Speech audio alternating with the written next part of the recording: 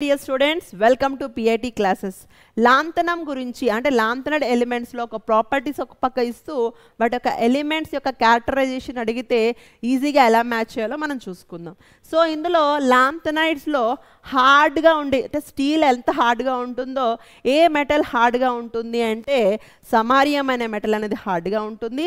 అలాగే ఈ లాంతనైడ్స్లో maximum paramagnetic character ఉండి +4 ఆక్సిడేషన్ స్టేట్. నార్మల్గా లాంతనైడ్స్ అన్నవి +3 ఆక్సిడేషన్ స్టేట్లో ఉంటాయి.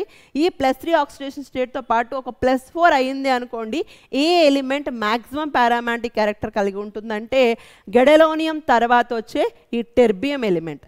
గెడలోనియంలో ఎలా ఉంటాయి? 4f7 ఉంటాయి. ఈ టెర్బియంలో 4f8 ఉంటాయి. ఒక ఎలక్ట్రాన్ లాస్ అయింది అనుకోండి, అప్పుడు ఏమొస్తాయి? 7 అన్పైర్డ్ ఎలక్ట్రాన్స్ వస్తుంది. కాబట్టి మ్యాక్సిమం పారామాగ్నెటిక్ క్యారెక్టర్ అనేది ఉంటుంది.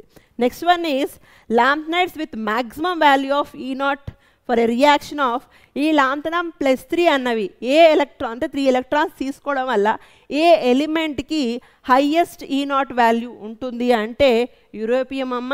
ఈ యూరోపియం యొక్క E0 వాల్యూ ఎంత అంటే -2.0 వోల్ట్స్.